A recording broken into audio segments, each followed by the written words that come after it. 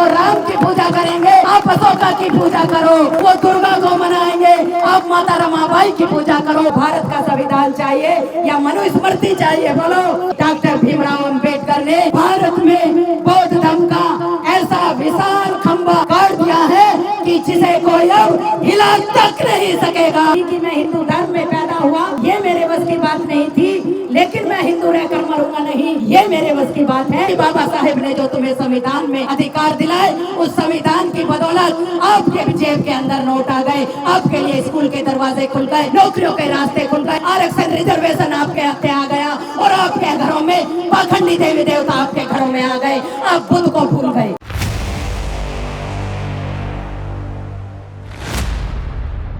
कि सम्राट अशोक से जुड़ी ये विजयदशमी जब बाबा साहेब डॉक्टर बी.आर. अम्बेडकर जी ने कि मैं हिंदू धर्म में पैदा हुआ, ये मेरे बस की बात नहीं थी, लेकिन मैं हिंदू रहकर मरूंगा नहीं, ये मेरे बस की बात है। ये बाबा साहेब डॉक्टर बी.आर. अम्बेडकर जी ने 1935 में घोषणा की। इस घोषणा को पूरा करने के लिए, इस संकल्प को पूरा करने के लिए बाबा साहेब को 21 वर्ष का समय लग गया। आखिर क्यों? क्योंकि बाबा साहेब डॉक्टर बी.आर. अम्बेडकर जी कोई ऐसी मामूली हस्ती नहीं थे। उन्होंने इस भारत के इतिहास की जड़ को खंगाला।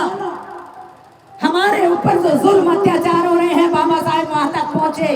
इस देश के अंदर जितने भी धर्म चल रहे हैं, बाबा साहेब उन सब की तह तक गए। हमारे समाज के ऊपर जो जुल्म अत्याचार हो रहे हैं, बाबा साहेब ने उन सब को पढ़ा, उन सारे धर्म ग्रंथों को पढ़ा।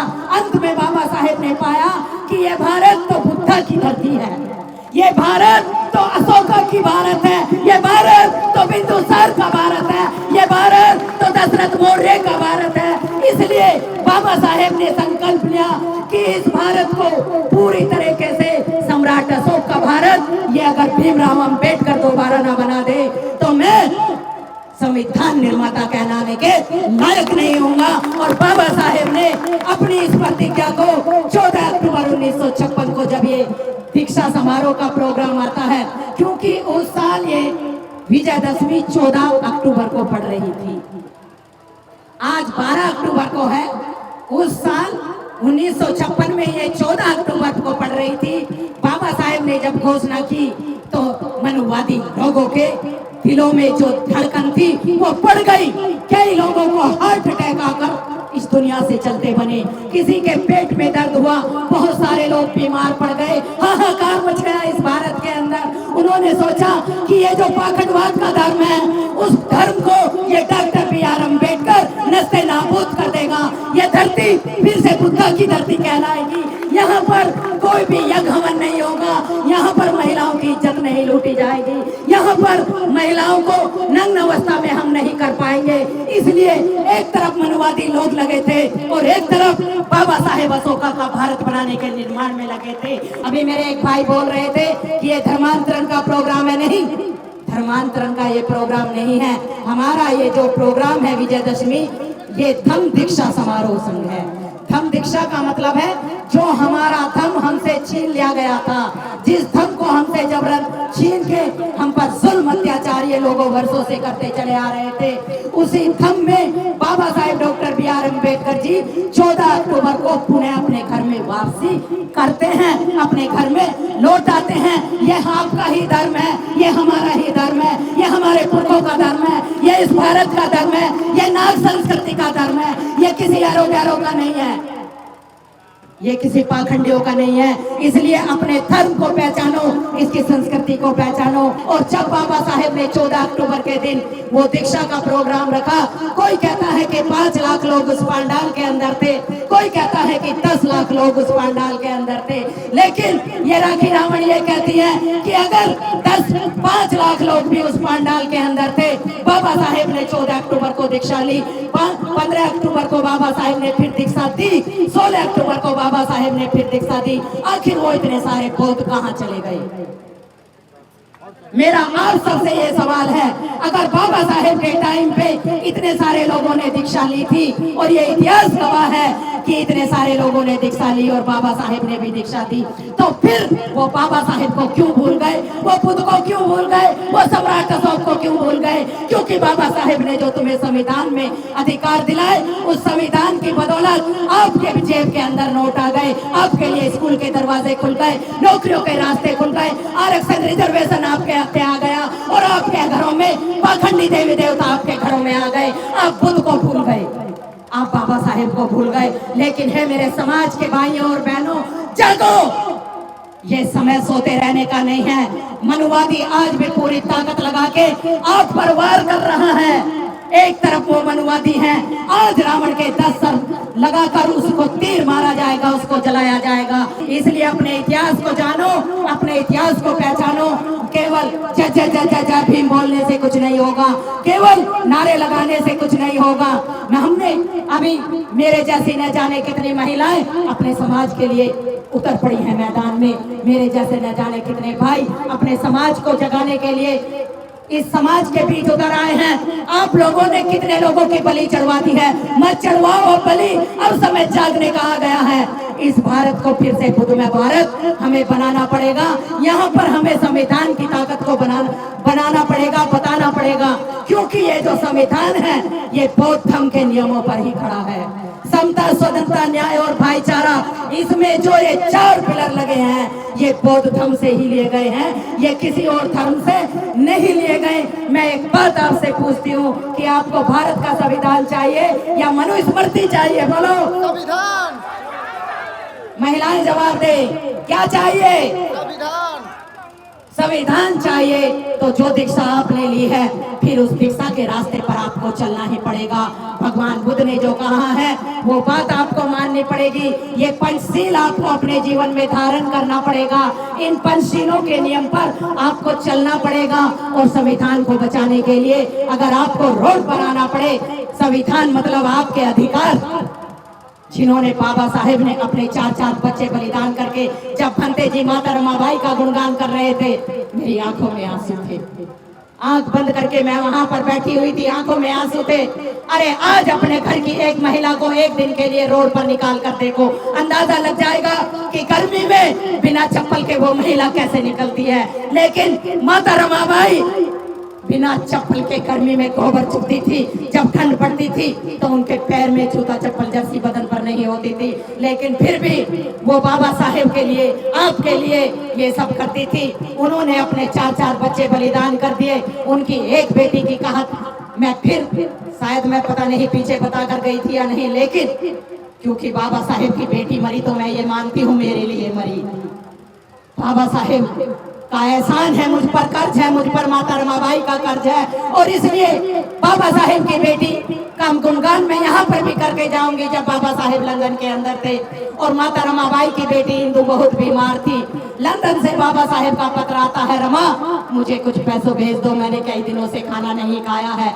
इधर माता रमाबाई के ऊपर दुखों का पहाड़ था, घर में बेटी इंदु बीमार पड़ी थी, सोचा कि घर के खर्चों में कटौती कर दूं, अपनी बेटी की जान बचा लूं।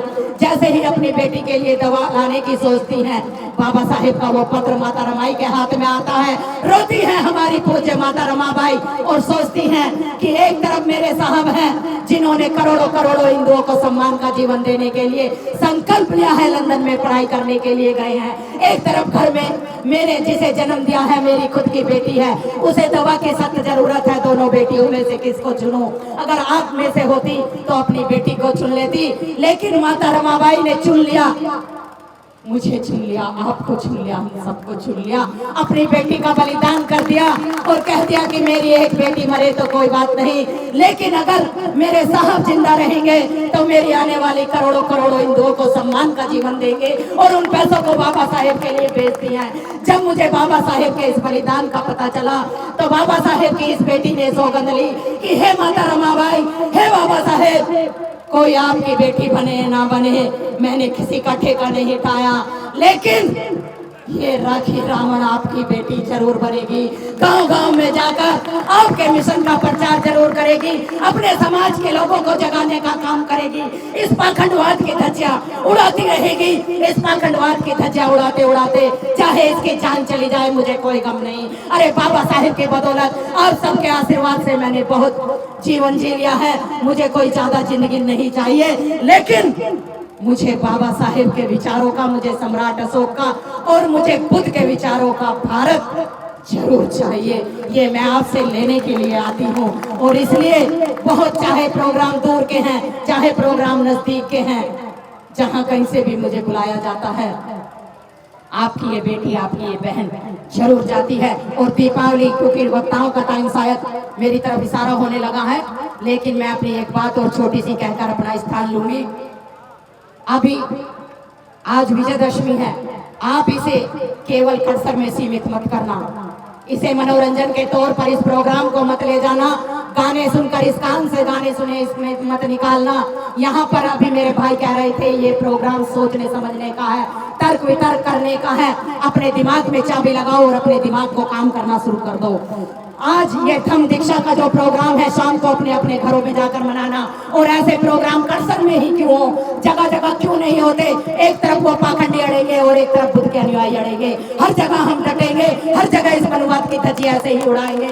अब कमर बांध लो कि एक तरफ वो लोग हैं और एक तरफ बुद्ध के और बाबा साहेब के अनुयायी हैं, तो देखते हैं कि पलड़ा किसका भारी होता है। हे बहुजनों, आपका ही पलड़ा भारी होगा, मुझे पूरा विश्वास है। जिस दिन इस भारत के गली मोहल्ले से लेकर, समाज से लेकर राजनीति में जाने वाले लोग, एक छोटा सदस्य, कर्मचारी, सामाजिक कार्यकर्ता, संगठन के लोग, संगठन के कार्यकर्ता और ये बड़े बड़े नेता एकजुट होकर या धर्म के साथ जुड़ेंगे, एक ही विचारधारा होगी, या पाखंडवाद की धज्जियां उड़ जाएंगी। कोई भी अशोका का भारत बनने से रोक नहीं सकेगा, कोई रोक नहीं पाएगा। इसलिए तुम सबको बहुत बहुत धन्यवाद। तुम सबको एकजुट होकर बड़ी मजबूती के साथ, जैसे वहां पर जब बाबा साहेब ने दीक्षा ली और भंते जी ने घोषणा की कि डॉक्टर भीमराव अंबेडकर ने, राहुल सांकृताय जी ने घोषणा की कि डॉक्टर भीमराव अंबेडकर ने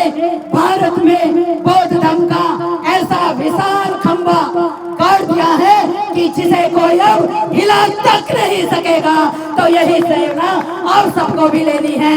अरे बिहार की भूमि पर ऐसा स्तंभ आप लोग लगा दो कि जहां कहीं भी पाखंडवाद की आवाज आपके कानों में सुनाई दे, वहीं बड़े बड़े मंच आप भी लगाने के लिए तैयार रहो।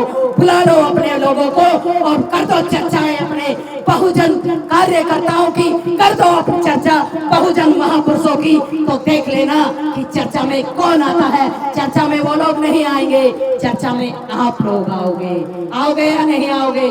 और अभी विजयदशमी के बाद आता है दीपदान उत्सव।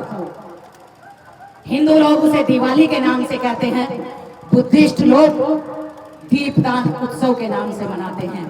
जो लोग दीपदान उत्सव मनाना चाहते हैं वो मनाएं, लेकिन आपके घर के बाहर, घर के अंदर सम्राट अशोक, भगवान बुद्ध, बाबा साहेब, महामना ज्योतिबा फुले, संत गाडगे बाबा, माता सावित्रीबाई फुले, इन सब की फोटो लगाना और वहीं उनके बारे में चर्चा करना, भंते जी को बुलाकर त्रिशरण पंचशील लेना।